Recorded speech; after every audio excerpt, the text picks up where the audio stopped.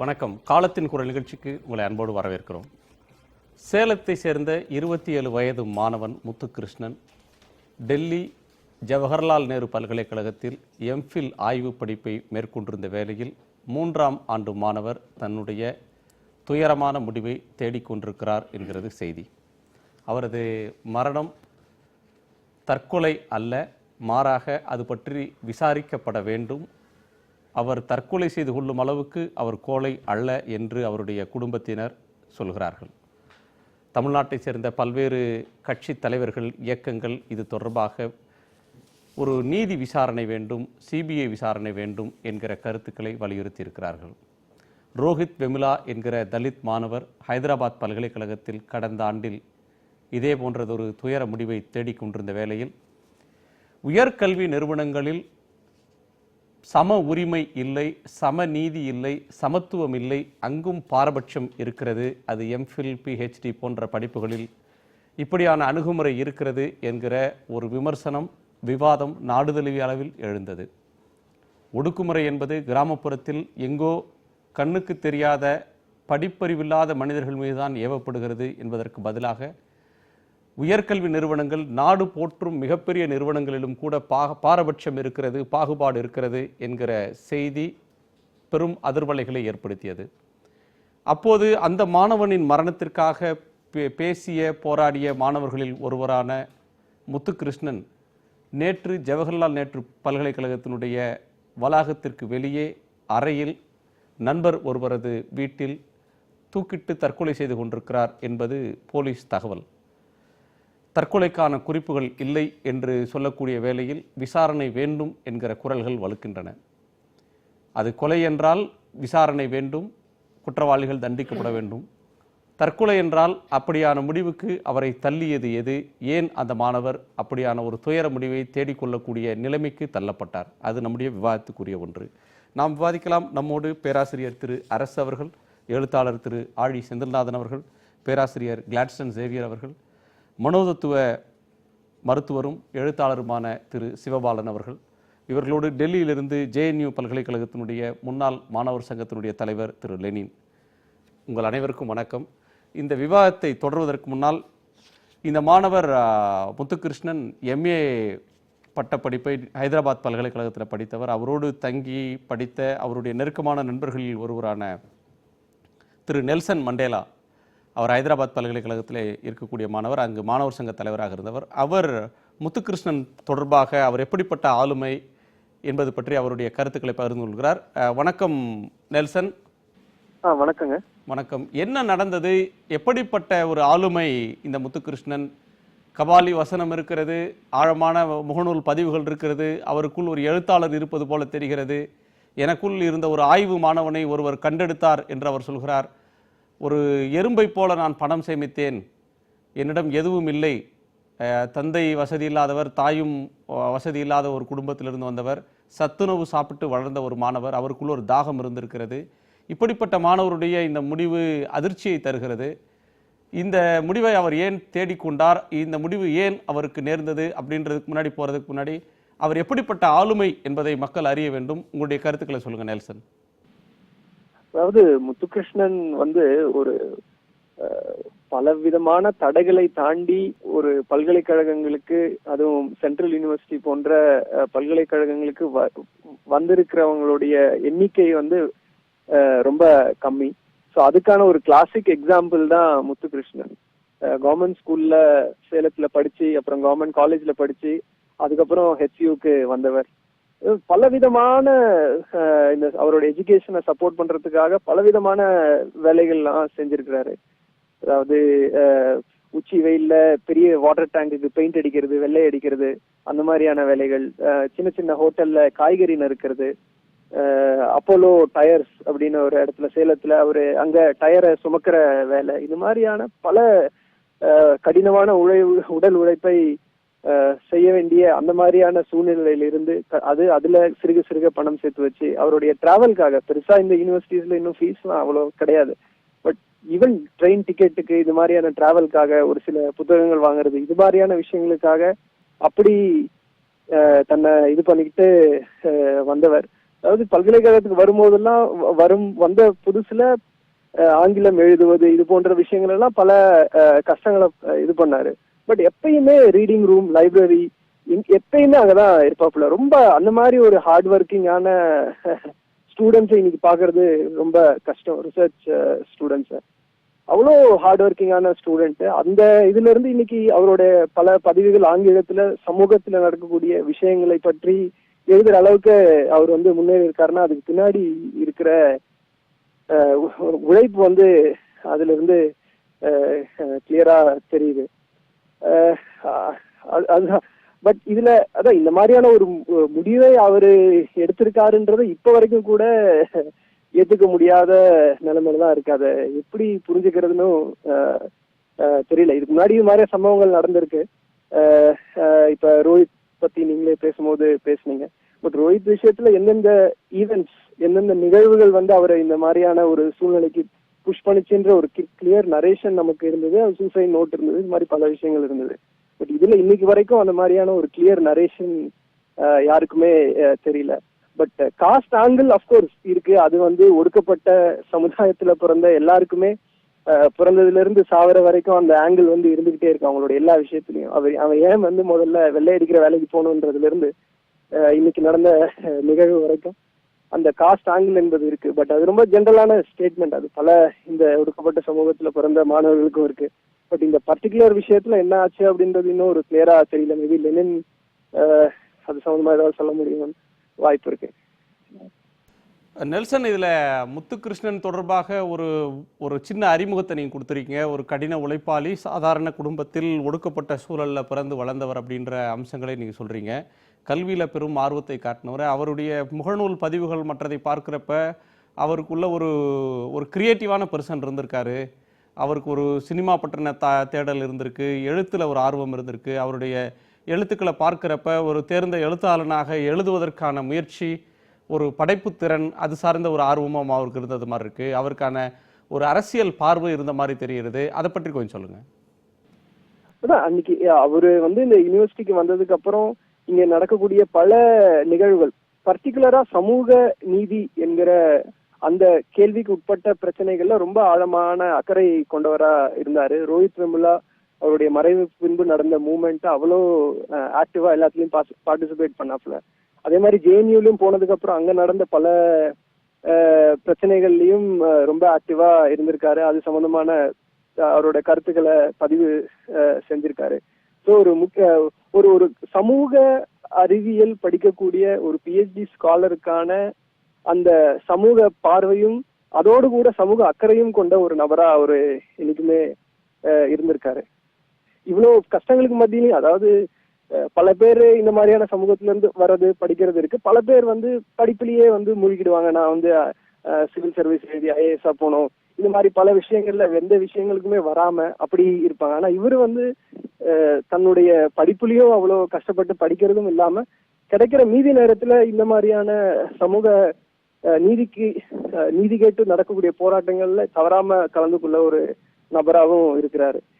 இந்த மாதிரியான இதெல்லாம் சேர்த்து பார்க்கும்போதுதான் எப்படி இவர் இந்த மாதிரியான ஒரு நபர் இந்த முடிவுக்கு வந்திருக்காரு என்பதுதான் ரொம்ப கஷ்டமான விஷயமா இருக்கு. இப்ப ராதிகா வெமுலா பற்றி அவர் ஒரு போஸ்ட் ஒன்று ஃபேஸ்புக்ல எழுதியிருக்காரு. அதாவது ரோஹித் இறந்ததுக்கு அப்புறம் அவங்க அம்மா எவ்வளவு கஷ்டப்பட்டாங்க அப்படின்னு.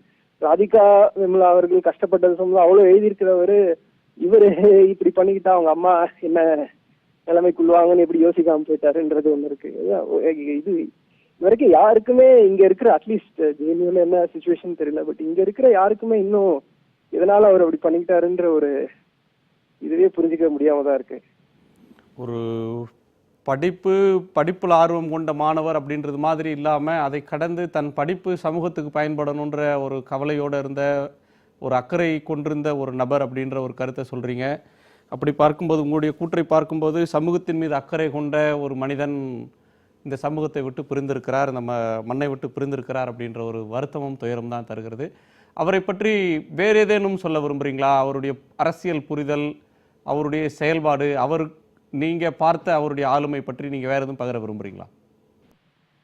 டைரக்டா இல்ல, ஒரு கேப்சூலா சொல்லணும்னா இதுதான் முக்கியமான விஷயம். பட் அது இல்லாம ஒரு விஷயத்த இந்த நிகழ்ச்சியின் மூலமா சொல்லணும்னு நினைக்கிறேன். ஒண்ணு வந்து அதாவது இன்னைக்கு இருக்கக்கூடிய சமூகத்துல இருக்கக்கூடிய அநீதிகளுக்கு எதிராக, பிராமணிய சாதிய பிரச்சனைகளுக்கு எதிராக போராடுவது என்பது, அந்த போராட்டம் நீண்ட நெடியது, கடினமானது என்பது எல்லாருக்கும் தெரியும். அது தெரிஞ்சும் அது யாருக்கும் சோர்வை கொடுக்கறது இல்ல. ஆனா நம்ம கூட இருந்து போராடிக்கிட்டு இருக்க ஒருத்தர் இப்படி திடீர்னு பண்ணிக்கிறது இருக்குல்ல, அது பயங்கர சோர்வை கொடுக்குதுங்க. இது நடக்கக்கூடாது. இந்த மாதிரியான விஷயங்களை இது போராட்டம் பண்ணி லத்தி சார்ஜ் வாங்கலாம், துப்பாக்கி குண்டு போட்டு கூட சாவலாம், அதை கூட எடுத்துக்கிட்டு போராட முடியும். ஆனா கூட நின்று போராடிட்டு இருக்க ஒருத்தர் திடீர்னு செத்து போறான்னு வச்சுக்கோங்களேன், அது ஹேண்டில் பண்றது ரொம்ப கஷ்டம். அதுதான் சொல்லணும்னு விரும்புறேன். ஆழ்ந்த அனுதாபங்கள் நெல்சன். உங்களுடைய வலியை புரிந்து கொள்ள முடியுது. உங்களுடைய துயரத்தில் நாங்களும் பங்கேற்கிறோம். உங்களுடைய துயரத்தை புரிந்து கொள்ள முடியுது. இணைப்பில் இந்த துயரம் வலிக்கு கடந்து சில கருத்துக்களை பகிர்ந்து கொண்டீங்க. அதற்காக மிக்க நன்றி. லெனின், உங்களிடம் கேட்கணும், இந்த ஜேஎன்யூ வளாகத்தில் என்ன நடந்தது, ஏன் அவர் எப்படியான ஒரு முடிவுக்கு சென்றார்? 2 அம்சங்கள் இதில் பேசப்பட வேண்டியதாக இருக்கிறது. ஒன்று, அவருக்கு நேர்ந்த அநீதி அல்லது அப்படி எதுவும் இருக்கிறதா, அவருக்கு ஒரு சமத்துவம் இல்லை, எங்கும் நீதி இல்லை அப்படின்ற ஒரு கருத்துக்கு அவர் எதனால் அந்த முடிவுக்கு அவர் வந்தார்ன்ற ஒன்று இருக்கிறது. அல்லது பொதுவாகவே மாணவர்களுக்கு பாதுகாப்பு இல்லை, எய்ம்ஸில் போன ஒரு மாணவர், தமிழ்நாட்டு மாணவர் இறந்தார், அது முதலில் தற்கொலை என்று சொன்னார்கள். 5 மாதத்துக்கு பிறகு தற்கொலை இல்லைன்னு அந்த வழக்கு பிரேத பரிசோதனை முடிவு வந்த பிறகு அந்த வழக்கு மாறியது. அந்த 2 பார்வைகளிலிருந்து அதை பார்க்க வேண்டியது இருக்கிறது. தொலைதூரத்திலிருந்து வரக்கூடிய மாணவர்கள் டெல்லியில் படிக்கிறதுல என்ன சிரமங்கள் இருக்கு, என்ன நடந்தது முத்துகிருஷ்ணனுக்கு?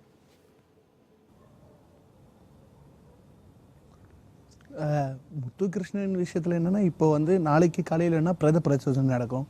போலீஸ் என்கொயரி பண்ணிட்டு இருக்காங்க. இதோட எக்ஸாக்டாக என்ன ஒரு சரியான காரணம், ஏன் இந்த முடிவு எடுத்தார சொல்லிட்டு யாருக்குமே எதுவும் தெரியாது. ஏன்னா முத்துகிருஷ்ணன் எனக்கு தெரியும்.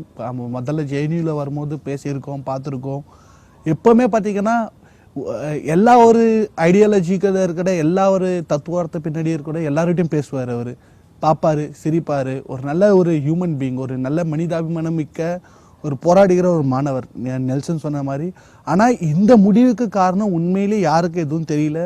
இப்போ பார்த்தீங்கன்னா அவர் எந்த நோட்டும் எழுதி வைக்கல, கடைசியில் ஏன் பண்ணார், எதுக்கு பண்ணார்.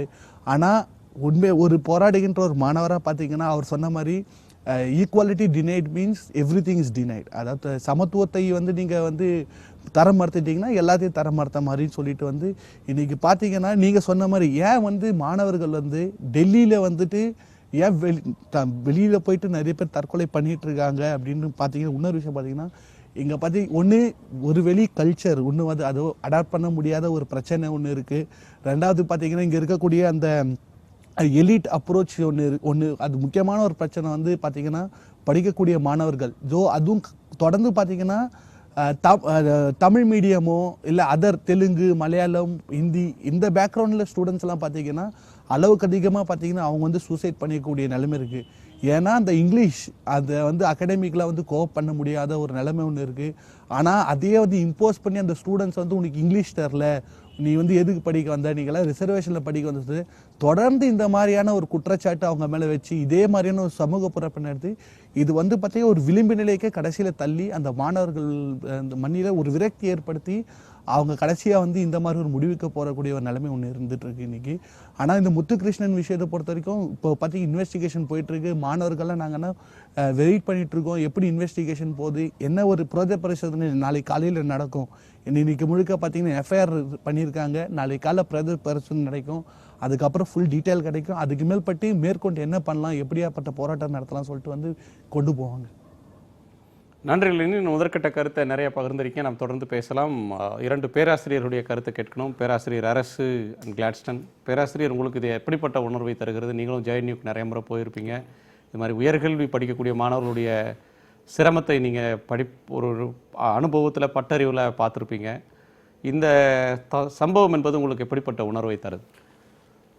இது ஒரு மிகப்பெரிய கொடுமை, மன ரீதியாக தாங்க முடியாத ஒரு கொடுமை தான் அது. இதுக்கான காரணங்களை பார்க்குற பொழுது நமக்கு 2008 இதே சேலத்தை சேர்ந்த செந்தில்குமாருங்கிற ஒரு மாணவர் ஹைதராபாத் யூனிவர்சிட்டியில் சேர்ந்தார். அங்கே அவருடைய பிஹெச்டி தீசிஸுக்கான அந்த முன் வரைவுன்னு சொல்லுவாங்க, டிராஃப்ட், அதை அந்த அவருடைய அந்த அவருக்கு மேற்பார்வையாளராக இருந்தவர் ஏறக்குறைய 30-35 முறைக்கு மேலே திருப்பி எழுத சொன்னார் அப்படின்னு சொல்கிற ஒரே காரணத்துக்காக அவர் விஷம் குடித்து இறந்தார். அதுக்கு பிறகு இப்போது நம்ம 2016 ரோஹித் வந்து செஞ்சதுங்கிறது ஒரு போராளியாக இருந்த அந்த போராட்ட குணமுடைய ரோஹித் வந்து அவரை சஸ்பெண்ட் பண்ணி ஒரு 7 மாதம் வரை அவருக்கு எந்த விதமான பொருளாதார உதவியும் இல்லாத ஒரு கொடுமைக்கு தள்ளி அவருடைய அன்னை வந்து அவருடைய அந்த உதவித்தொகையிலேயே வாழ்கிற வாழ்க்கைக்கான நெருக்கடிகளை எல்லாம் உண்டாக்கி அவரையும் இப்படி அவர் தற்கொலை செய்யக்கூடிய ஒரு நிலைமைக்கு அவரை கொண்டு சேர்த்தாங்க. இப்போ இந்த வரிசையில் வந்து இப்போ முத்துகிருஷ்ணனையும் நாம் பார்க்க வேண்டியிருக்கு. அவருடைய முகநூல் பதிவுகள் எல்லாம் பார்த்தா அவருடைய அந்த சேலத்து அவருடைய தினக்கூலியாக இருக்கக்கூடிய அம்மா அப்பா அந்த குடும்ப பின்புலத்தில் இருந்து ஒரு ஜேஎன்யூக்கு போய் படிக்கக்கூடிய அளவுக்கான ஒரு பின்புலத்தை தானாக உருவாக்கி கொண்ட ஒரு மாணவர் இப்படிங்கிற இவங்கள் எல்லாரையும் பார்க்குற பொழுது நம்ம இந்த நிகழ்வுகளுக்கான அடிப்படைகள் பற்றி நம்ம தீவிரமாக சிந்திக்க வேண்டியும் பேச வேண்டியிருக்குன்னு நினைக்கிறேன். அதில் ரொம்ப முக்கியமாக நான் நினைக்கிறது என்னென்னா, இந்த முதல் தலைமுறை படிப்பாளிகள், அதாவது குடும்பத்தில் இப்போ இவரை பார்த்தா இவருக்கு ஒரு 3 தங்கைகள் இருக்காங்க, அப்பா அம்மா இருக்காங்க. இவர் தான் அந்த குடும்பத்தில் முதல் கல்லூரிக்கு போய் படிக்கக்கூடிய வாய்ப்பு பெற்றவர். இது மாதிரி இந்த முதல் தலைமுறையை ஒடுக்கப்பட்ட சமூகத்திலிருந்து வரக்கூடிய எல்லோருக்கும் ஒரு மிகப்பெரிய கொடுமையாக அந்த லெனின் சொன்னதை போல அந்த மொழி அந்த ஆங்கிலம் வந்து அவர்களுக்குள்ளே உருவாக்கக்கூடிய அந்த தாழ் உணர்ச்சியினுடைய ஆழம் மிக மிக ஆழமானது. நான் ஒரு ஆசிரியர் அதை அவர் கடந்துட்டது மாதிரி தான் தெரியுது. அது பற்றிய பதிவுகள் இருக்கு. இல்லை அதான் இல்லை, நான் அது எதுக்காக சொல்றேன்னா, அப்படியான அந்த தன்மைகளுக்குள்ள போய் அந்த துன்பங்களையெல்லாம் கொண்டு கொண்டு கொண்டு கொண்டு வர்றது அப்படிங்கிற அந்த பிரச்சனை அவங்களுடைய அவங்க அந்த உள்ளுக்கு நுழையிற பொழுதே இந்த மாதிரியான மனரீதியான துன்பங்களுக்கு ஆட்படுத்தப்பட்டு விடுகிறார்கள்ங்கிறது தான் அதில் முக்கியம். இவர் எப்படி அதை நான் எதிர்கொண்டேன், நான் எப்படி படித்தேன், 5 முறை ஜேஎன்யூடைய அந்த நேர்முக தேர்வுகள் எல்லாவற்றிலையும் திருப்பி போனேன், கடைசி முறையில் நீ நல்லா பேசுகிறப்பா உன்னை செலக்ட் பண்ணுறேன்னு சொல்கிறாங்க. இந்த வரலாறெல்லாம் அவர் எழுதியிருக்கிறதெல்லாம் பார்க்குறப்போ ஒவ்வொரு முதல் தலைமுறை படிக்கக்கூடிய குழந்தைகளுக்கும் இப்படியான ஒரு மிகப்பெரிய உளவியல் போராட்டத்தை இந்த சமூகம் உருவாக்குறது. இதற்கு என்ன செய்கிறோம் நாம்? இப்படி ஒரு முதல் தலைமுறையில் போகிறவன் மொழி ரீதியாக தாக்கப்படுகிறார், மொழி உளவியல் ரீதியாக தாக்கப்படுகிறார். அதனால் அவர்கள் இப்படியான சிக்கலுக்கு ஆளாகிறார்கள். நிறைய பேர் ஆங்கிலம் தேர்ச்சி பெறாததுனாலேயே உயர் படிப்புகள் எல்லாம் போகக்கூடிய முடியாத நிலைமைகள் எல்லாம் இருக்கிறது. இதை நாம் என்ன செய்கிறோம்? இதற்கான மாற்றுக்களை இந்த சமூகத்தில் எதுவும் இருக்கா அப்படின்னு பார்த்தா ஒன்றும் இல்லை. அது ரொம்ப கொடுமை. அது நான் வந்து ரொம்ப முக்கியமான விஷயமாக கணக்கில் எடுக்கணும்னு நினைக்கிறேன். அதுபோல் இப்படி உயர்கல்வி நிறுவனங்களில் இன்றைக்கி என்னன்னு சொன்னால், ஒரு குறிப்பாக இந்த இப்போ இருக்கக்கூடிய இந்த ஆட்சி நிறுவனங்கள் இதெல்லாம் வந்த பிறகு ஒரு மனு ஆட்சின்னு சொல்லலாம். அதாவது ஜாதியத்தை பற்றியான ஒரு வெறி பிடிச்ச மனநிலைமையோடு எதிர்கொள்கிற அதிகார மட்டத்தில் இருக்கக்கூடிய ஆசிரியர்கள், நிர்வாகிகள். இப்போ எடுத்துக்காட்டாக ஹைதராபாத் யூனிவர்சிட்டியினுடைய அந்த அப்பாராவுன்னு சொல்லக்கூடிய அந்த துணைவேந்தர் ஒரு மிக பிற்போக்கான, மாணவர்களுக்கு எந்த விதமான வசதியும் செய்யாத அவரையே திருப்பி அதனுடைய வைஸ் சான்சலராக வச்சிருக்கிறாங்க. அதுபோல் ஜேஎன்யூவில் சாதிய உணர்வு அல்லது சாதிய மேலாதிக்க போக்கு அப்படின்றது பல மனிதர்கள்ட்ட பல்வேறு தரப்புல இருந்துகிட்டு இருக்கு. அது வந்து குறிப்பாக இவர்கள்ட்ட ஆசிரியர்கள்ட்ட மட்டும்தான் இருக்கு அப்படி நான் சொல்லல. நம்ம சொல்ல முடியாது. இன்னொன்று, ஆசிரியர்கள் அப்படி அதை கடந்து இருக்கணும்னு எதிர்பார்க்கிறது மனிதாபிமானமான நீதி சார்பட்ட ஒரு எதிர்பார்ப்பு. நீங்க சொன்னது மாதிரி இவரை பற்றி புரிந்து கொள்வதற்காக இன்னொரு தகவல், அவருடைய முகநூல் பதிவுகள்ல இருந்து நான் எப்படி இந்த வாய்ப்புகளை தேடி போனேன்னு அவரே ரொம்ப உருக்கமாக எழுதியிருக்கிறார். அந்த ஒரு அம்சத்தை பார்த்துட்டு நம்ம திரும்ப பேசலாம். அதை இப்போது காணலாம். முத்துகிருஷ்ணன் இறுதியாக மார்ச் 10ஆம் தேதி தனது முகநூலில் பதித்திருந்த சமத்துவத்திற்கான இயக்க குரல் இது. பல்கலைக்கழக ஆய்வு படிப்பிற்கான மாணவர் சேர்க்கையில் சமத்துவம் இல்லை. வாய்மொழி தேர்விலும் சமத்துவம் நிலவவில்லை. சம வாய்ப்புகள் மறுக்கப்படுகின்றன. பேராசிரியர் சுகாதேவ் தேரேட்டின் பரிந்துரைகள் நிராகரிக்கப்படுகின்றன. மாணவர்கள் போராடுவதற்கான வெளிகள் மறுக்கப்படுகின்றன. விளிம்பு நிலை மனிதர்களுக்கான கல்வி மறுக்கப்படுகிறது. எங்கே சமத்துவம் மறுக்கப்படுகிறதோ அங்கே அனைத்தும் மறுக்கப்படுகிறது. 2016ஆம் ஆண்டு ஜூலை 26ஆம் நாள் ஜவஹர்லால் நேரு பல்கலைக்கழகத்தில் ஆய்வு படிப்பிற்கான இடம் கிடைத்தவுடன் முத்துகிருஷ்ணன் முகநூலில் எழுதிய அனுபவ பதிவு இது. 4வது முறையாக நான் JNU வருகிறேன். 3 முறை முதுகலை படிப்பிற்கான நுழைவுத் தேர்வு எழுதினேன். 2 முறை ஆய்வு படிப்பிற்கான நுழைவுத் தேர்வு எழுதினேன். 2 முறை நேர்முகத் தேர்வை சந்தித்தேன். உங்களுக்கு ஒன்று தெரியுமா? முதல் 2 முறை நான் ஆங்கிலத்தை நன்றாக கற்றிருக்கவில்லை. ஆனாலும் எனது முயற்சியை கைவிட விரும்பவில்லை. ஒவ்வொரு ஆண்டும் JNU வருவதற்காக கிடைக்கிற சின்ன சின்ன வேலைகளை எல்லாம் செய்தேன். ஒரு எறும்பை போல பணத்தை சேமித்தேன். பலரிடம் கெஞ்சி கேட்டு வாங்கி இருக்கிறேன். ரயிலில் செல்லும் போது சாப்பிட மாட்டேன். முதல் 2 முறை தமிழகத்திலிருந்து சென்றேன். அடுத்த 2 முறை ஐதராபாத் பல்கலைக்கழகத்திலிருந்து சென்றேன். இந்த முறை இடம் கிடைத்துவிடும் என்று ஒவ்வொரு முறையும் என்னிடம் சொல்வார்கள். நானும் முயற்சித்தேன். ஏனென்றால் முயற்சியை கைவிட நான் விரும்பவில்லை. முயற்சி திருவினையாக்கும் என்பதை நான் எப்போதும் நம்புவேன். ஒவ்வொரு முறையும் நேரு சிலையின் கீழே அமர்ந்து அவரிடம் கேட்பேன், நேருஜி, எங்கள் குடும்பத்தில் எல்லோரும் காங்கிரசுக்கு ஓட்டு போடுபவர்கள்.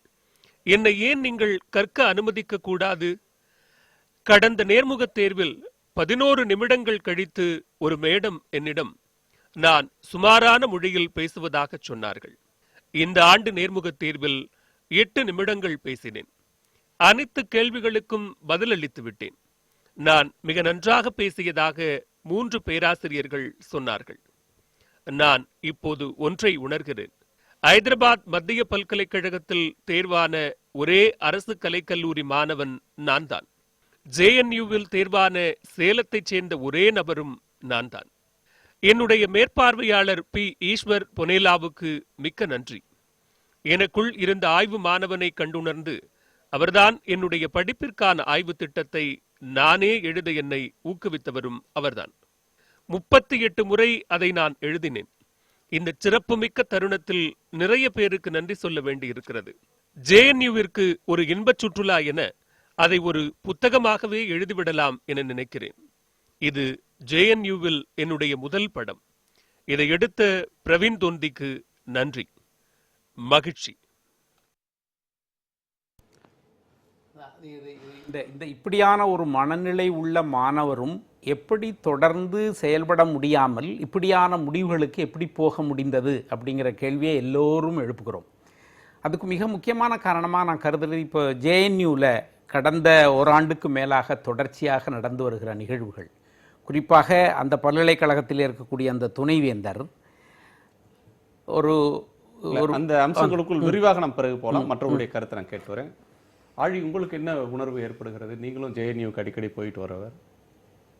அதாவது நம்ம என்ன சொல்லணும்னு நினைக்கிறோமோ அத்தனையும் அவருடைய குரல்லே நீங்கள் இப்போ காமிச்சிருக்கீங்க. அந்த வலி, அந்த உண்மை எல்லாமே வெளிப்படையாக இருக்குது. சமத்துவம் மறுக்கப்படும் போது எல்லாம் மறுக்கப்படுகிறதுங்கிற ஒரு வரியில் அவர் எல்லா விஷயத்தையும் சொல்லிட்டார். இது ஒரு சமூக நீதி பிரச்சனை, இது ஒரு வர்க்க பிரச்சனை, இது ஒரு மொழி பிரச்சனை, இது அத்தனையும் அவர் வெளிப்படுத்தியிருக்கிறார். அதற்கு மேலே உண்மையிலே அதனுடைய ஆழத்தில், அதனுடைய அரசியல் ரீதியாக பார்க்கும்போது இதை நம்ம சொல்கிறத விட அவர் சிறப்பாக சொல்லியிருக்காருன்னு தோணுது. ஆனால் ஒரு குறிப்பிட்ட விஷயத்தை நம்ம பேச வேண்டியிருக்கு. இந்தியாவில் உயர்கல்வி பீடங்களில் புறையோடி போயிருக்கக்கூடிய ஒரு ஜாதிய மனநிலையோ அல்லது ஒரு ஆதிக்க மனநிலையை பற்றி புதுசாக சொல்கிறதுக்கு ஒன்றும் இல்லை. அது காலங்காலமாக இருக்குது. நேருஜியினுடைய சிலை கீழே உட்காந்து அவர் கேட்ட அந்த கேள்வி JNUவில் பல மாணவர்கள்கிட்ட இன்றைக்கும் இருக்க தான் செய்யுது. ரோஹித் வெமுலா இறந்த சமயத்தில் இதெல்லாம் அம்பேத்கர் கல்வி கற்க வந்த 100 ஆண்டுகளுக்கு முந்தைய நிலைமையில அந்த கேள்வி மாற்றமும் இல்லை. அந்த 100 ஆண்டுகளுக்கு முன்னாடி அம்பேத்கர் ஒரு கல்லூரியில சேர்றதுக்கு அவர் பட்ட துன்பம் அப்படின்னு வந்தா அதில் நியாயம் இருக்கு. இன்றைக்கு சுதந்திரம் பெற்று 60 ஆண்டுகள் 65 ஆண்டுகள் கடந்து இவ்வளவு பல்கலைக்கழகங்கள் இத்தனை 1000 பேர் படித்து அதுக்கு பிறகும் இந்த நெருக்குதல் இருக்கின்றது. ஏன்னா இந்த பதிலும் கூட அவருடைய பதில் தான். ரோஹித் வெமுலா இறந்த சமயத்தில் ஒரு போஸ்ட் போட்டிருந்தார் முத்துகிருஷ்ணன். நான் இப்போ வரும்போது கடைசியாக தான் படிச்சுட்டு வந்தேன். அதில் ஒரே பகுதி தமிழாக்கத்தை சொல்கிறேன். அது JNUக்கு முழுக்க பொருந்தும். நீங்கள் 2 வருஷம் JNUவை வாட்ச் பண்ணியிருந்தீங்களா, அங்கே நடந்த நிகழ்வுகள்லாம் பார்த்தீங்களா, இது அப்படியே பொருந்தும். கற்பிதமான கதாபாத்திரங்களை பகடி செய்தால் கூட விளிம்பு நிலை சமூகங்களை சேர்ந்த அறிவுஜீவிகள் கைது செய்யப்படுகிறார்கள். அதே சமயம் 10ஆம் வகுப்பு தேர்வில் தேர்ச்சி பெறாதவர்கள் கூட முன்னணி தேசிய நிறுவனங்களின் தலைமை பொறுப்பில் இருக்கிறார்கள். இவர்கள் கருத்து மாறுபாடு உடையவர்களை தேச விரோதிகள் என்றும் ராஜ துரோகிகள் என்றும் சித்தரிக்கிறார்கள். அவர்கள் மாட்டுக்கறி சாப்பிடுகிறோம் என்பதற்காக, பகுத்தறிவோடு இருக்கிறோம் என்பதற்காக, இந்த நாட்டுக்கு அறிவு சார்ந்து ஆக்கம் அளிப்பவர்களாக இருக்கிறோம் என்பதற்காக எங்களைப் போல பல ரோஹித்களை இவர்கள் கொல்ல போகிறார்கள். ஆனால் நாங்களே இந்த மண்ணின் உண்மையான புதல்வர்கள். நாங்களெல்லாம் கொல்லப்பட்ட பிறகு இங்கே எந்த தேசமும் மிஞ்சி இருக்க போவதில்லை. இது ரோஹித் வெமுலா கொல்லப்பட்ட இது அவர் இறந்த சமயத்தில் முத்துகிருஷ்ணன் எழுதின கட்டுரை ஒரு பதிவு. தேசம் இல்லாத பிரபஞ்சத்தாய், universal mother without a nation அப்படின்ற தலைப்பில் அவர் எழுதிய அந்த முழு வலைப்பதிவை வந்து இன்னைக்கு வேற பத்திரிகைகளில் மறுபிரசனம் பண்ணியிருக்கிறார். நீங்கள் சொன்ன போல, முன்னுரையில் நீங்கள் சொன்ன போல அற்புதமான மொழியில் இதை அவர் எழுதியிருக்கிறார். அதாவது நாங்கள் கொல்லப்பட போறோங்கிற உணர்வோடு அவர் இருந்திருக்கிறார். இதுதான் முக்கியமானது. ஏன் அந்த உணர்வு அது டெவலப் பெரிய கேள்வி. நீங்க சொல்றதா அம்பேத்கர் அவருடைய காலத்துல அந்த கஷ்டத்தை அனுபவிச்ச பிறகு 100 வருஷம் கழிச்சும் நாம் அதே நிலையில தான் இருக்கிறோம்னா இந்த கல்வியில் இருக்கிறவங்க ஏன் இப்போ அப்படி இருக்குதுங்கிற கேள்வி நமக்கு எழுது. இப்போ இவ்வளவு அறிவார்ந்தவர் ரோஹித் வெமுலா அவருடைய அந்த தற்கொலை குறிப்பு கூட நீங்க படிச்சு பாருங்க. ஒரு இலக்கியத்துக்கு சமமானது, ஒரு மிகச்சிறந்த இலக்கியத்துக்கு சமமானது. அவ்வளவு அறிவு வாய்ந்த இந்த இளைஞர்கள் ஒரு பக்கம் இந்த கல்வி நிறுவனங்கள் எல்லாம் அப்படி சுதந்திர சமத்துவ பூங்காவா இருக்குதுன்னு நினைச்சா போறாங்க. அங்கே இந்த பிரச்சனைகள்லாம் இருக்கும் அப்படின்னு தெரிஞ்சு தான் போகிறாங்க. அப்படி போகக்கூடிய நிலையில் வந்து இவங்க ஏன் எதிர்கொள்ள முடியலன்றதுக்கு எனக்கு முழு உண்மையை சொல்ல தெரியலனாலும் ஒன்று சொல்லுவேன். அந்த போன இடத்திலும் கூட இவங்களுக்கான அந்த மாரல் சப்போர்ட் எங்கேயும் கிடைக்கல. உளவியல் ரீதியான ஆதரவுங்கிறது ஒன்று, அது வந்து மனிதருக்கு மனிதர் மாறுபடும். ஒருத்தனுக்கு நல்ல மனசு இருந்தால் இதெல்லாம் தாண்டி வந்து நான் பார்க்குறேன் எவ்வளோ பேர் படித்து வந்திருக்கிறாங்க. ஜேஎன்யூலையோ எல்லா நிறுவனங்களும் உலகம் முழுக்க போய் படிச்சுட்டு வந்திருக்கிறாங்க. இன்னைக்கு இந்தியாவில் வந்து தலித் சேம்பர் ஆஃப் காமர்ஸ்ன்னு சொல்லக்கூடிய அளவுக்கு தொழில் முனைவோர்களும் முதலாளிகளும் அந்த சமூகத்தில் உருவாகி இருக்கிறாங்க. அவங்கெல்லாம் எவ்வளோ சிரமப்பட்டு வந்திருப்பாங்க யோசிச்சு பாருங்க. ஆக நான் சொல்றது தனிப்பட்ட மனிதன் உளவியல் நெருக்கடியை சொல்ல வரல. ஒரு எஜுகேஷன் இன்ஸ்டிடியூஷனுடைய தலைமை பொறுப்பில் எய்ம்ஸ் போன்ற நிறுவனங்களில், டெல்லி யூனிவர்சிட்டியில், ஜேஎன்யூவில், ஏன் இங்கே இருக்கக்கூடிய நிறுவனங்கள் உட்பட நம்ம வந்து டெல்லியில் தான் அயோக்கியதனமாக இருக்குது இங்கே எதுவுமே இல்லைன்னா சொல்ல வேண்டாம். எல்லா இடங்களில் ஏன் இப்படி நடக்குது அப்படிங்கிறதுக்கு வந்து ஒரு முழு ஏதோ ஒரு பெரிய சப்போர்ட் வந்து அவங்களுக்கு இல்லாமல் இருக்குது. அதுதான் இப்போ கேள்விப்படுத்த வேண்டிய விஷயம் நான் நினைக்கிறேன். முத்துகிருஷ்ணனுடைய மறைவினுடைய சங்கதி வந்து என்னை பொறுத்தவரை அங்கே தான் இருக்கு. அதாவது எதிர்நீச்சல் ஒரே ஒரு விஷயம் அவர் ஒரு வார்த்தை சொல்றாரு, அந்த வார்த்தை திருப்பி மனசுல ஓடிட்டு இருக்கு. பிரச்சனைகள் நம்ம பல்வேறு விதமா பார்க்குறோம். அவர் வந்து ஃபர்ஸ்ட் ஜெனரேஷன் மார்ஜினல்ஸ் ஒரு வார்த்தை பயன்படுத்துறாரு. இது எனக்கு புதுசா இருக்கு, மற்றவங்க பயன்படுத்தினாங்களான்னு தெரியல. ஃபர்ஸ்ட் ஜெனரேஷன் மார்ஜினல், முதல் தலைமுறை விளிம்பு நிலை மாணவர்கள், அதாவது முதல் தலைமுறை படிப்பாளிகள் கூட நீங்க சொன்னீங்க, அது கரெக்ட். அது எல்லாருக்கும் பொருந்தலாம். விளிம்பு நிலையில சமூகத்திலிருந்து வர்ற முதல் தலைமுறை படிப்பாளிகள். அப்ப அவங்களுடைய பிரச்சனை தனியா. இப்ப நான் வந்து சென்னைக்கு வரும்போது நான் 2ஆம் தலைமுறை தான். ஆனா ஆங்கிலம்ங்கிற பிரச்சனை வரும்போது நான் முதல் தலைமுறை மாணவன் போல தான் இங்க நான் ரொம்ப கஷ்டப்பட்டேன். அது வேற. ஆனாலும் கூட இந்த ஃபர்ஸ்ட் ஜெனரேஷன் மார்ஜினல்ஸ் என்று சொல்லக்கூடிய விஷயம் இப்போ ஜேஎன்யூ மாதிரியான இடங்கள்ல பார்த்தீங்கன்னா ஒரு பக்கம் ரொம்ப சுதந்திர வெளி இருக்கிற மாதிரி தெரியும். நான் போயிட்டு வந்துடுறது நான் பார்க்குறேன். எல்லாருமே இடதுசாரிகள் தத்துவத்தையே பேசுகிற மாதிரி தெரியும். எங்கே பார்த்தாலும் அம்பேத்கருடைய படங்கள் இருக்கும், ஜேகுவேரா படம் இருக்கும். ஏதோ அங்கே உள்ளே போகும்போது மட்டும் நம்ம சோசியலிச பூமிக்குள்ளே இருக்கிற மாதிரி ஒரு ஃபீலிங் இருக்கும். ஆனால் அதுக்குள்ளே இருக்கக்கூடிய ஜாதியம் மிக உச்சகட்டமானதுங்கிறத பலமுறை பலரும் சொல்லி நான் கேள்விப்பட்டிருக்கிறேன். அதாவது வந்து மண்டல கமிஷன் வந்த சமயத்தில் கூட இடதுசாரிகள் என்று சொல்லிக்கொண்ட மிக பெரும்பாலுமான அங்க வந்து அதுக்கு எதிராக இருந்திருக்காங்க அப்படிங்கிற பதிவுல நான் பார்த்திருக்கேன். ஆக அந்த ஜேஎன்யூன்னு சொல்லும் போது வெளியே ஒரு பக்கம் வந்து அதாவது வலதுசாரிகள் வந்து அதிகாரபூர்வமாக சிபிஎம் அந்த ஸ்டாண்ட் தானே எடுத்தாங்க. சிபிஎம் அன்னைக்கு ஏற்கல, அப்புறமா அவங்களுடைய நிலை மாறணும். சொல்ல வரேன்னா ஒரு நீங்க அப்படிதான் எடுத்தாங்கன்றது இயல்பா நீங்க சொல்றீங்க. அப்போ அந்த நேரத்தில் அங்க ஒரு பிசி அல்லது தலித் மாணவனுடைய மனநிலை யோசித்து பாருங்களேன். இடதுசாரிகள் என்று சொல்லக்கூடியவங்களே இப்படிதான் இங்க இருக்கிறாங்க. அதுவும் எங்க மற்றவர்களால் லெஃப்ட் ஏரியா என்று சொல்லக்கூடிய அல்லது வந்து லெஃப்ட் பேஷன் என்று சொல்லக்கூடிய ஜேஎன்யூல. அப்ப அதுவே அப்படி இருக்கணும், அதுக்கு வெளியே இருக்கக்கூடிய இடங்கள் எப்படி? சரி, இல்ல சிவபாலன் கேட்கணும். அதாவது ஒரு எதிர்நீச்சல் போட்டு வர்றாங்க கிராமப்புறத்துல, ஒரு ரொம்ப ஒரு எந்த வாய்ப்பு வசதியும் இல்லாத சூழல்ல தானே போராடி வரக்கூடிய ஒரு மாணவன் இந்த இடத்துக்கு போகும்போது 2-3 பார்வைகளை முன்வைக்கிறாங்க. ஒன்று மொழி தடை, அதை தாண்டி வர்றது ஒன்று, பொருளாதார சிரமம் அது இன்னொரு புறம். செந்தில்நாதன் அவர்கள் சொல்றது வந்து அவர்களுக்கு ஏதோ தார்மீக பலத்தை தர்றதுக்கு புற சக்திகள் யாரும் இல்லை, அங்கே ஆசிரியர்களாக இருக்கக்கூடியவங்களோ அதுக்கு வெளியில் இருக்கக்கூடியவங்களோ அவர்களுக்கு இந்த நாம் தனித்திருக்கிறோம் அல்லது ஒதுக்கப்படுறோம், நமக்கு நீதி மறுக்கப்படுது அப்படின்னு துவண்டு போகிற நேரத்தில் அவங்களுக்கு உதவி பண்ணுறதுக்கு ஆறுதல் கரம் எதுவும் கிடைக்கல. அதுதான் முக்கியமாக பேசப்பட வேண்டிய ஒரு அம்சம்னு ஒரு பார்வையை செந்தில் முன்வைக்கிறார். அப்படியான ஒரு சூழல் இருக்கா? நிச்சயமாக அப்படி இருக்குன்னு தான் சொல்லலாம். முதல்ல மொழி, இன்னொன்று பொருளாதார நெருக்கடி, அதனால் ஒரு தற்கொலைக்கு தூண்டப்படுறாங்க அப்படின்றதே நான் அவ்வளோ தூரம் நான் அதை ஏற்றுக்கல. அதுவும் குறிப்பாக முத்துக்கிருஷ்ணன் விஷயத்தில் நான் நிச்சயமாக அதை நிராகரிக்கிறேன். ஏன்னா இந்த ஒரு மொழி ஒரு வேறுபாடுன்றதோ இல்லை மொழியினால் வர அந்த பாகுபாடுன்றதோ இல்லை பொருளாதார நெருக்கடின்றதோ எல்லாருக்குமே பொதுவானது. அங்கே இன்னும் சொல்லப்போனால் முத்துகிருஷ்ணன் அதுலேருந்துலாம் மீண்டு வந்திருக்காரு. அவர் ஆரம்பத்தில் அவருக்கு ஆங்கிலம் தெரியலன்றது சொல்லியிருக்காரு, நான் முயற்சி பண்ணுவேன்றாரு, திருப்பி ஆங்கிலத்தில் நல்லா பேசியிருக்காரு, பேராசிரியர்கள்லாம் பாராட்டியிருக்காங்க, பொருளாதார நெருக்கடியிலிருந்தும் அவர் வெளியே வந்திருக்கிறாரு. இது எல்லாருக்குமே பொதுவாக இருக்கிற பிரச்சனைகள் தான். பட் இது கூட ஜாதின்ற ஒன்று சேரும்போது, ஒரு தலித்துன்ற ஒரு அடையாளம் சேரும்போது என்ன ஆகுதுன்னா, இந்த ஒரு பொருளாதார நெருக்கடியும் சரி இல்லை இந்த மொழி தெரியாததும் சரி இந்த தலித்தோட அடையாளம் சேரும்போது இன்னும் அதிகமாக பரிகாசிக்கப்படுறாங்க. அதனால் நீ தலித், அவர் அது அழகாக சொன்னார், நீ ரிசர்வேஷன்லேருந்து வந்தவன் தானே, உனக்கு இந்த மொழி தெரியாது, ரிசர்வேஷன்லேருந்து வந்தவன் தானே, இந்த கலாச்சாரத்தெல்லாம் உன்னால் ஒன்றி போக முடியாது. ஸோ அப்படின்றத அவர் அழகாகவே சொன்னார். ஸோ இந்த மொழி இல்லை பொருளாதாரம் மட்டும் ஒரு மிக முக்கியமான காரணம் இல்லைன்றதை நான் சொல்லிக்கிறேன்.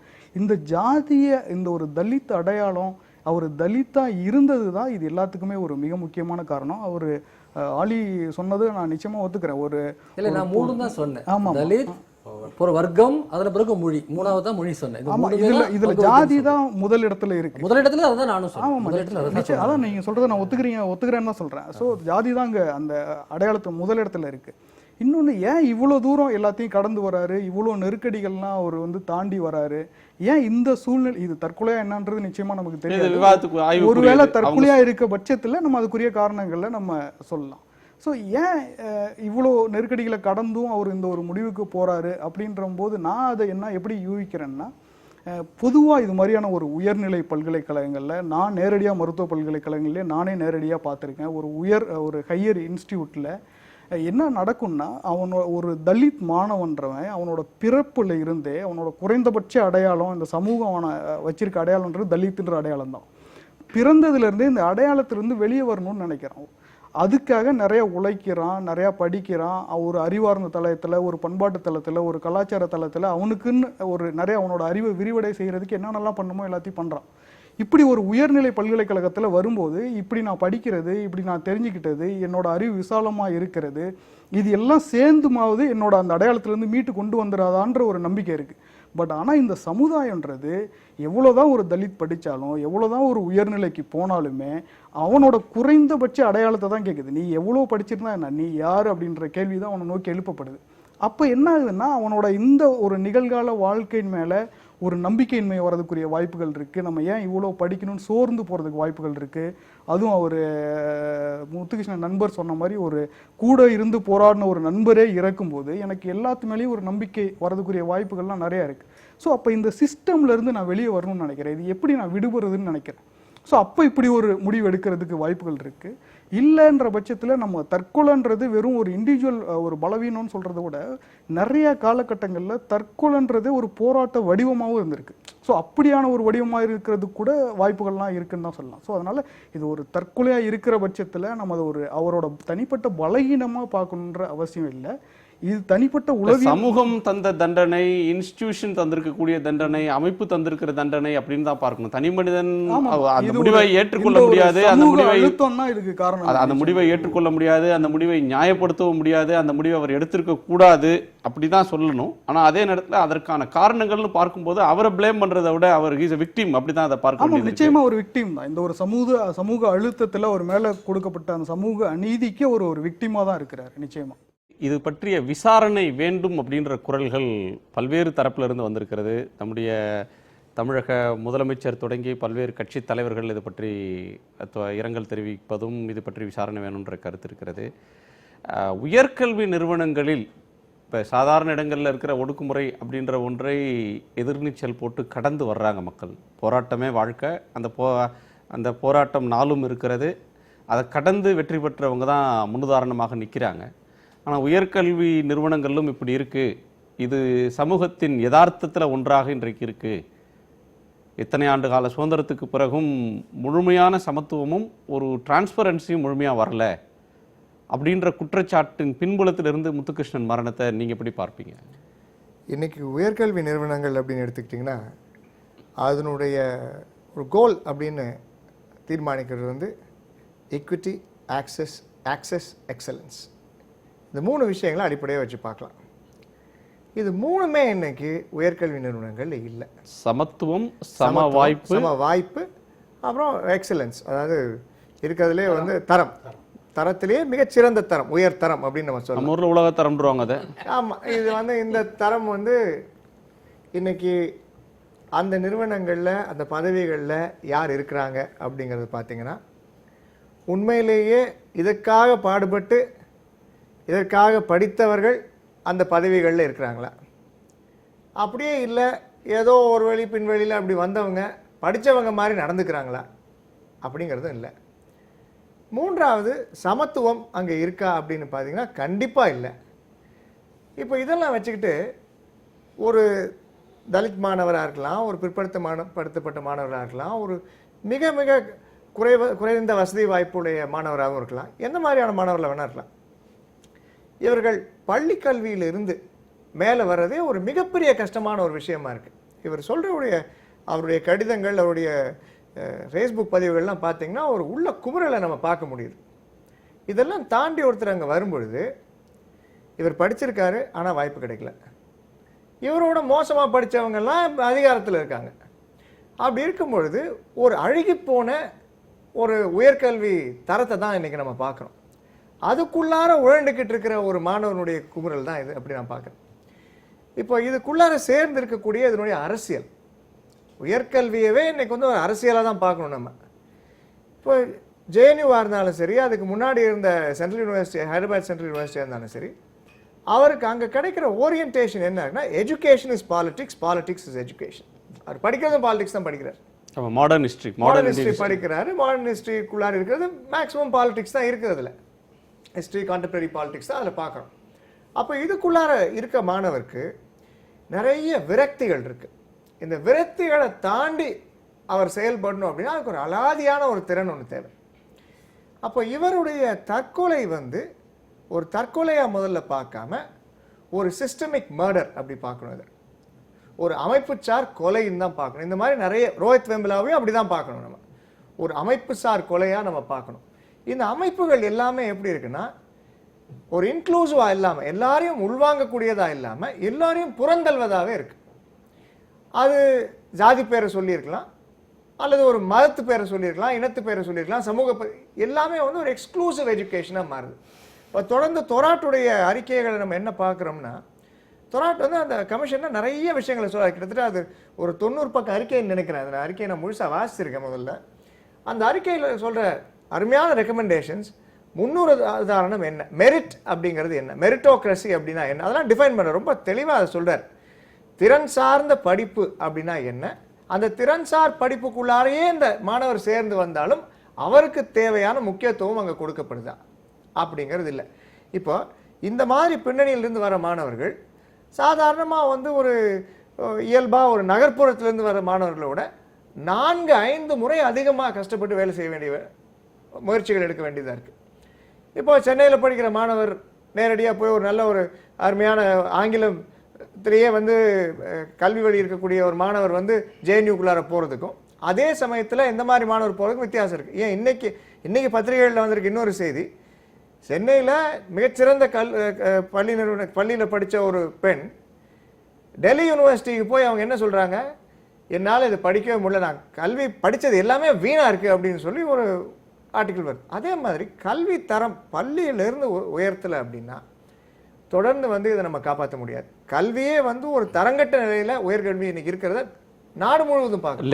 லெனின் குறுக்கிட விரும்புகிறார். லெனின் இதில் உங்கள் குறுக்கீட்டோட சேர்த்து ஒரு கேள்வி நான் கேட்கணும். ஒன்று, ஒரு மாரல் சப்போர்ட், இந்த மாதிரி ஒரு எதிர்நீச்சல் போட்டு வரக்கூடிய மாணவர்கள் தொலை தூரத்தில் வந்து படிக்கக்கூடிய நேரத்தில் அவர்கள் எதிர்கொள்ளக்கூடிய உளவியல் ரீதியாக தனிமைப்பட்டு நிற்கிற நேரத்தில் ஒரு ஆறுதலுக்கான கரங்கள் கிடைக்கிறதில்ல, தோள்கள் கிடைக்கிறதில்ல, அது ஒரு முக்கியமான ஒரு காரணியாக போகிறதுன்னு ஒரு கருத்தை நண்பர் செந்தில்நாதன் முன்வைத்தார். எனக்கு கேட்கிறது, லட்சக்கணக்கில் பணம் கொடுத்து ஏதேனும் ஒரு நிகர்நிலை பல்கலைக்கழகத்திலேயோ அல்லது தனியார் கல்லூரிகளில் படிக்கும்போது அங்கே இருக்கக்கூடிய சூழலில் ஒரு மேட்டிமைத்தனம், எலிட்னஸ் இருக்கும். அங்கே சமூக பிரச்சனை இல்லாத மனிதர்கள் கூட அங்கே இருக்கலாம். அங்கே அவங்களுக்கு அப்படியான சூழல் இருக்கிறப்ப வெறும் கல்வி மதிப்பெண் அது மாதிரியான ஒரு விஷயம் மட்டும் இருக்கலாம். ஆனால் ஜேஎன்யூ மாதிரியான இடத்துலையோ அல்லது ஹைதராபாத் சென்ட்ரல் யூனிவர்சிட்டி மாதிரியான இடங்களில் வந்து பலதரப்பட்ட சமூக புரிதல் கொண்ட பேராசிரியர்கள் இருப்பாங்க. அவர்களுக்கு கூட படிக்கக்கூடிய மாணவர்களும் இதற்கு ஓரளவுக்கு ஒத்த கருத்தும் அல்லது உணர்வு ரீதியாக புரிந்து கொள்ளக்கூடிய சக்தி படைத்தவங்களும் இருப்பாங்க. அப்படியான ஒரு இடத்துல கூட அவருக்கு ஒரு தார்மீக ஆதரவு கிடைக்கல, ஒரு மாரல் சப்போர்ட் அவருக்கு கிடைக்கல அப்படின்ற ஒரு பார்வையை எப்படி புரிஞ்சுக்கிறது?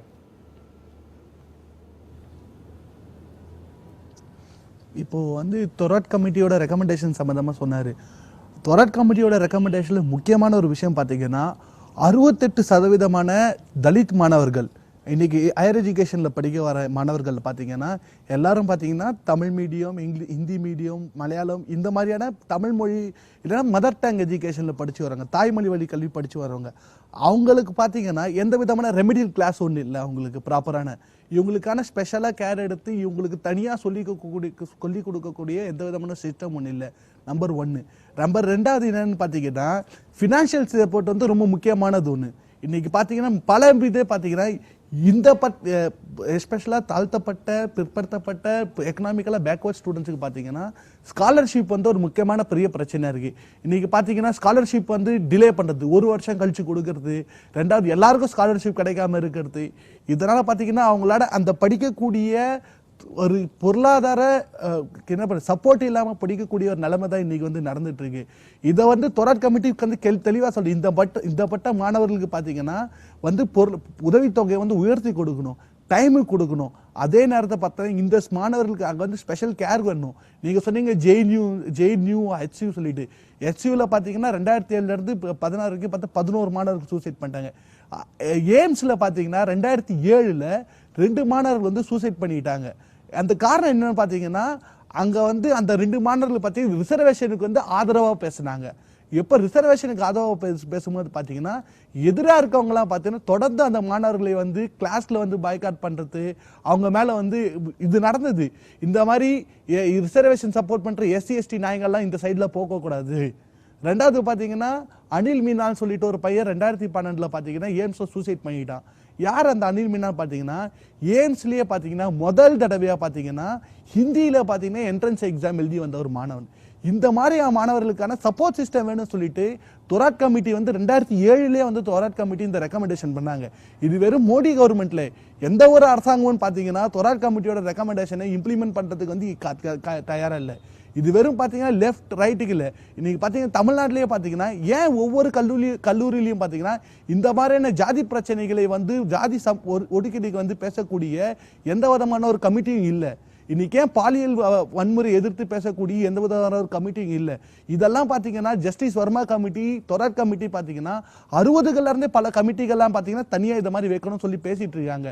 தொராட் கமிட்டி ஒரு மேலே போய் என்ன சொன்னாங்கன்னா எப்படி ரேகிங்கை ஒழிக்கிறதுக்கு வந்து ரேகிங் எதிராக சட்டம் கொண்டு வந்தாங்களோ இதே மாதிரி உயர்கல்வியில் நடக்கக்கூடிய இந்த மாதிரியான ஒரு வன்கொடுமைகளையும் இதே மாதிரி ஒரு டிஸ்கிரிமினேஷனும் முடிக்கிறதுக்காக தனியாக கமிட்டி வேணும்னு சொல்லியிருக்காங்க. ஆனால் அதையெல்லாம் வந்து பார்த்தீங்கன்னா எந்த ஒரு அரசாங்கமும் வந்து இது வரைக்கும் இம்ப்ளிமெண்ட் பண்ணல. முக்கியமான விஷயம் பார்த்தீங்கன்னா இந்த மாணவர்களுக்கு கிடைக்கக்கூடிய உதவித்தொகை பார்த்தீங்கன்னா ஒரு அடிக்குவேட்டான இல்லை. இதனால வந்து பார்ட் டைம் ஜாப் பண்ண வேண்டியது இருக்கு. நான் சொன்ன மாதிரி இந்த மாணவர்கள்லாம் பார்த்தீங்கன்னா 70% 80% பார்த்தீங்கன்னா பொருளாதார ரீதியாகவும் பின்தங்கிய மாணவர்களாக தான் இருக்காங்க. ஸோ இந்த மாதிரியான மாணவர்களுக்கு பார்த்தீங்கன்னா சிஸ்டமேட்டிக்காக வந்து அட்ரஸ் பண்ண வேண்டிய ஒரு இருக்கு. ஆனால் அதெல்லாம் இல்லாமல் ஒரு கண்டினியூட்டியான ஒரு நெகலிட்டி தான் கண்டினியூவாக பார்த்தீங்கன்னா இந்த மாணவர்களுக்கான எந்த ஒரு அடிக்கட் ஃபோக்கஸும் இல்லை. 2வது நீங்கள் சொன்ன மாதிரி லாங்குவேஜ் பேரியராக இருக்கட்டும், ஒரு சோஷியல் சமூகத்தில் வந்து நானும் உனக்கு நிகரான ஒரு ஆள் தான் சொல்லிட்டு ஒரு அசெப்டன்ஸ் வந்து என்னதான் ட்ரை பண்ணாலும் அவங்களுக்கு வந்து கிடைக்க மாட்டேது. கடைசியில் பார்த்தீங்கன்னா நீ இதுக்கு தான் லைக்குன்னு சொல்லிட்டு ஒரு முத்திரை கொடுத்து அவங்களை வந்து தள்ளி வைக்கக்கூடிய ஒரு நிலைமை தான் இருக்கு. இதுக்கெல்லாம் பண்ணனா ஒரு சட்டத்தை கொண்டு வர வேண்டியும். இது வந்து Thorat committee, justice Verma committee எல்லாரும் சொன்னது. இதுக்கான தனியான சட்டம் கொண்டு வர வேண்டும், ரோஹித் ஆக்ட் கொண்டு வரணும். இதுக்காக வந்து இந்த ஆக்ட் வந்தாதான் வந்து இந்த மாதிரி டிஸ்கிரிமினேஷன் வந்து கம்மியாகும். சொன்னதில் அந்த மிக்ஸ் தானே முக்கியம் நினைக்கிறேன். மறுபடியும் சொல்ல வர அந்த ஜாதி, வர்க்கம், மொழி இந்த 3 பாயிண்ட் எப்படி ஒர்க் ஆகுது? ஒன்றோடு ஒன்று. எய்ம்ஸில் ஹிந்தியில் படித்து வந்த மாணவர் தற்கொலை செய்து கொண்டார். எங்கே? டெல்லி எய்ம்ஸில். அதாவது வந்து இந்த பிரச்சனையை நம்ம புரிஞ்சுக்கணும். அது ஆங்கிலங்கிறது வந்து அங்கே ஒரு மொழி கிடையாது. நீங்கள் வந்து உங்கள் கல்வியின் மூலமாக ஆங்கிலத்தை நன்றாக படித்து புத்துகிருஷ்ணன் மிக அழகாக ஆங்கிலம் எழுதியிருக்கிறார். அவருடைய பதிவுகளை பார்க்கும்போது தெரியுது. அந்த ஆங்கிலத்தை வைத்து அவர் பேசியிருந்தாலும் கூட சமூக மேட்டிமை சக்திகள் பேசுகிற ஆங்கிலத்தை அவர் பேசவில்லை. அவர்கள் அதை அப்படி பார்க்க மாட்டாங்க. நீங்கள் வந்து உங்கள் கல்வியின் காரணமாக மிக சிறப்பாக ஆங்கிலத்தை படிச்சிருப்பீங்க, மிக நல்லா எழுதுவீங்க. ஆனாலும் கூட வந்து ஒரு மேட்டுக்குடி சூழலில் வந்து படிச்சுட்டு வரக்கூடிய அவங்க பேசக்கூடிய இங்கிலீஷை வந்து நீங்கள் பேசலை. இது நான் பல டெல்லியில் நான் கேட்குற ஒரு விஷயம், உத்தரப்பிரதேசில் பீகார்லேருந்து வரக்கூடிய இந்தி மாணவர்கள் இதே அளவுக்கு சஃபர் பண்ணுறாங்க அவங்க தாயகத்தில். இங்கேருந்து தமிழ் படிச்சுட்டு போனாங்க, மலையாளம் படிச்சுட்டு போனாங்கிறத கூட விடுங்க. அந்த பகுதியில் இந்தியில் பிஹெச்டி தீசிஸ் ஒருத்தர் எழுதிட்டு கேஸ் போட்டு உட்காந்துட்டு இருக்காரு வாரணாசி பல்கலைக்கழகத்தில். அதை அங்கீகரிக்க மாட்டேங்கிறாங்க. ஆக இது மூணும் வந்து எப்படி உருவாடுதுங்கிறது தான் டெல்லியில் ஜேஎன்யூலேருந்து அவருடைய நண்பர் சொல்கிற கருத்துலேருந்து தான் சொல்கிறேன். நான் ஒன்றும் கற்பனையாக ஒன்றும் சொல்லலை. இன்னும் ஒரே ஒரு விஷயம், இன்னும் ஒரு கருத்து வந்து நான் அந்த மாரல் சப்போர்ட்னு சொன்னது மட்டும் இல்லை, ஒட்டுமொத்த சப்போர்ட் சிஸ்டமாக நான் பார்க்குறேன். ஒருத்தர் 38 முறை ஒரு டிராஃப்டை வந்து அவர் எழுத வேண்டி இருக்குன்னு சொல்லும்போது என்ன விதமான சப்போர்ட் சிஸ்டம் அவருக்கு இருந்திருக்குன்னு யோசிச்சு பாருங்க. அவர் சொல்கிறாரு நான் வந்து 38 முறை எழுதுனேன் அப்படின்னு. அவர் வந்து ஒரு பயணத்துக்கு வந்து சாப்பிடாம ட்ரெயினில் ஒரு பயணம் செய்ய வேண்டியிருக்கு, பல முறை போய் அட்டன் பண்ண வேண்டியிருக்குங்கிற ஓவரால் சப்போர்ட் சிஸ்டம். அதில் ஒரு பகுதி தான் மாறல்.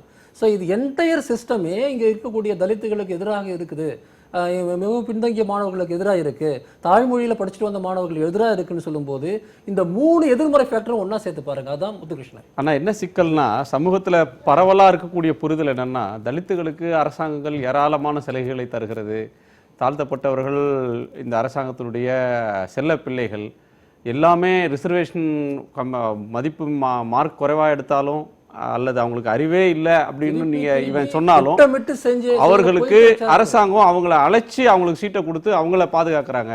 2 பேருக்கு பிரச்சனை வந்தால் அவர்களுக்கு சாதகமாக தான் சட்டம் இருக்கு, மற்றவர்களுக்கு அநீதி இழைக்கிறது மாதிரியும் இவர்களுக்கு நீதி இருக்கிறது மாதிரியும் ஒரு தோற்றம். மேல் ஜாதிக்காரன் எனக்கு அநீதி இழைக்கப்பட்டதும் நான் என்னைக்கும் தற்கொலை பண்ணிக்கிட்டே இல்லை. இந்தியாவில் எந்த மாணவனும் நான் இந்த மேல்ஜாதிக்காரன், நான் மேல்ஜாதிக்காரன்றதுனால புறக்கணிக்கப்பட்டேன்னு எவனும் தற்கொலை பண்ணிக்கல. எல்லாரும் வந்து பிரச்சாரம் மீண்டும் மீண்டும் செய்யப்படுகிறதுங்கிறதா செந்தில்நாதன். என்னன்னா, நிறைய இந்த நிறுவனங்களில் நடக்கிற இந்த சிக்கல்கள், நமக்கு இவ்வளோ சட்டம் இருக்குது, நமக்கு இவ்வளோ தார்மீக ரீதியான உரிமை இருக்குது, நமக்கு இப்படி நிறைய பேர் ஆதரவாக இருக்கிறாங்க, இப்படி எல்லாம் பல செய்திகளை நாம் சொன்னால் கூட இதெல்லாம் ஏன் நடைமுறையில் நடக்காமல் இருக்குங்கிற கேள்வி தான் நமக்கு முக்கியமானது. அதுக்கு நான் நினைக்கிறது என்னன்னா, அந்த குறிப்பிட்ட நிறுவனங்களுடைய தலைமை தான்.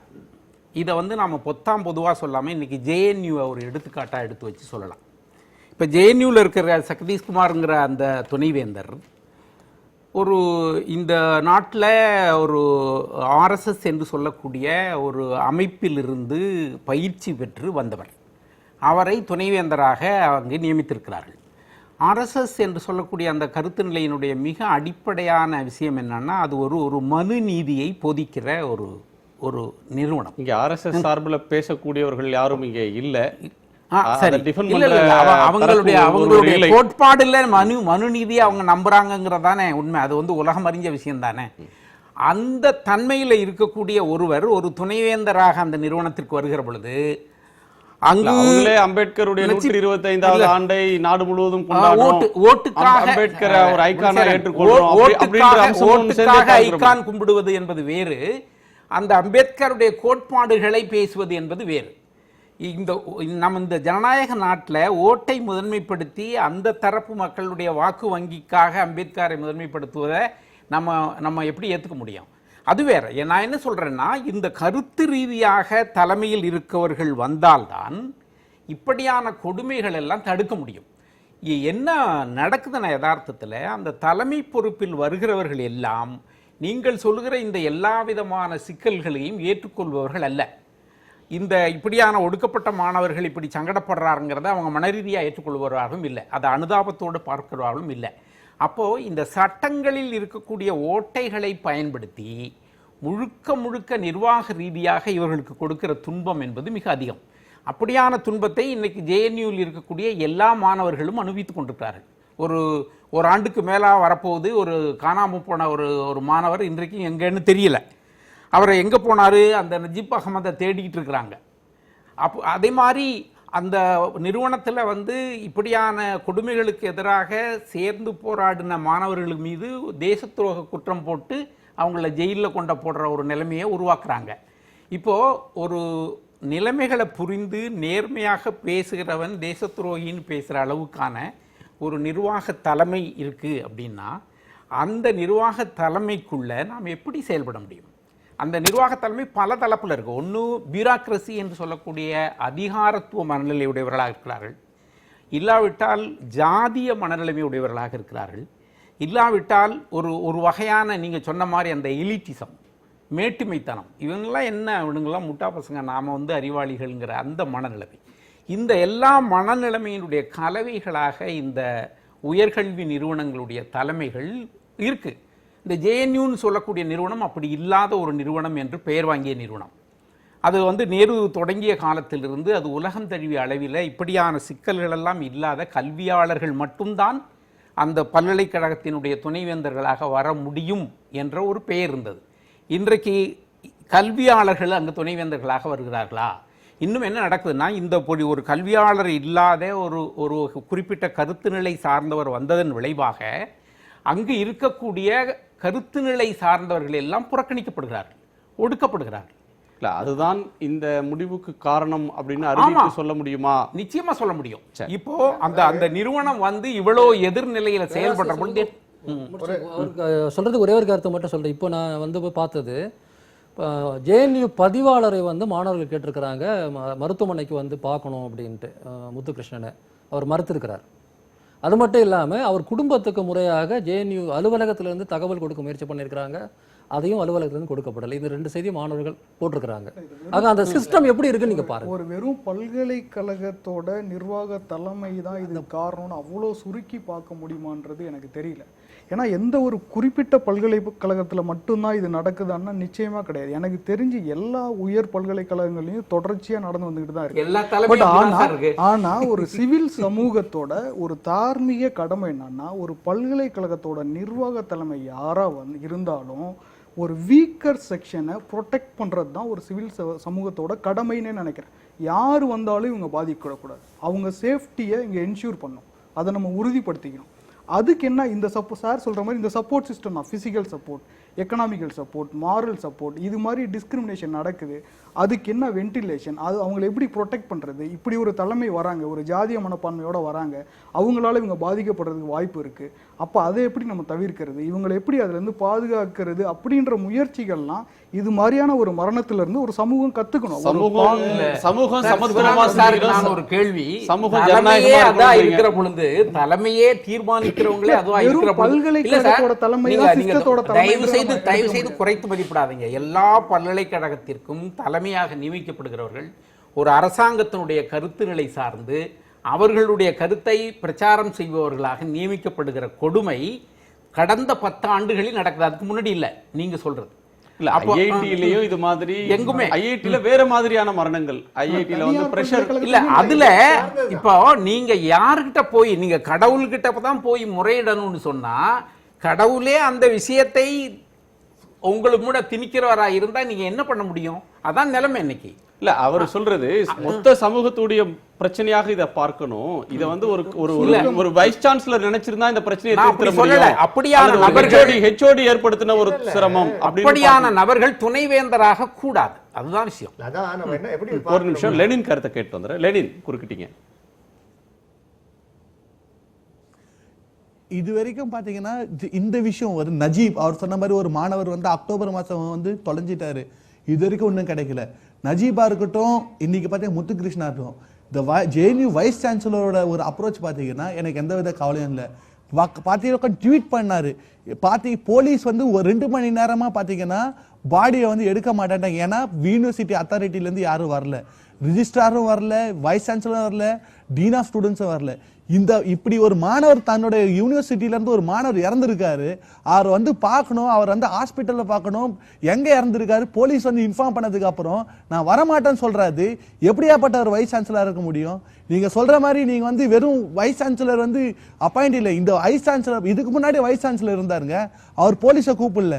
இந்த பாத்தீங்கன்னா இந்த அரசாங்கம் வந்ததுக்கு அப்புறம் எல்லா இடத்துலயும் பாத்தீங்கன்னா வைஸ் சான்சலர் அப்பாயிண்ட் பண்ணிட்டு, இது ஐஐடி சென்னையா இருக்கட்டும், எஃப்டிஏயா இருக்கட்டும், HCU இருக்கட்டும், ஜேஎன்யூ இருக்கட்டும், வைஸ் சான்சலருங்க பார்த்தீங்கன்னா தாழ்த்தப்பட்டு பிற்படுத்த மாணவர்களுக்கு மேல அதிக வன்புணர்ச்சியோட இருக்காங்க. அந்த மாணவர்களை குறிப்பா பார்த்தீங்கன்னா வெறுத்து அந்த மாணவர்களை வந்து விளிம்புக்கு செல்றாங்க.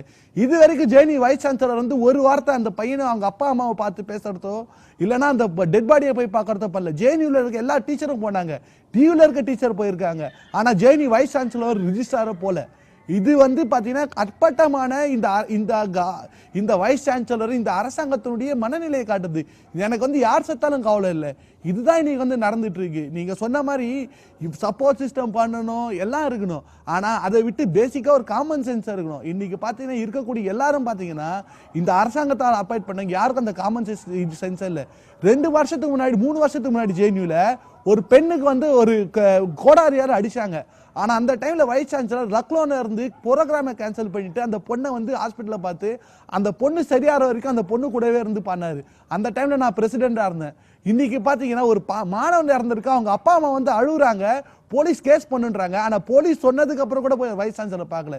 எப்படியாப்பட்ட மனநிலை, இப்படியாப்பட்ட மனநிலையில எப்படி எதிர்பார்க்க முடியும் சமத்துவம் கிடைக்கும், எப்படி வந்து ஃபினான்சியல் சப்போர்ட் கிடைக்கும்? நன்றி. பொதுவான ஒரு மனநிலை தான் இது காட்டுது.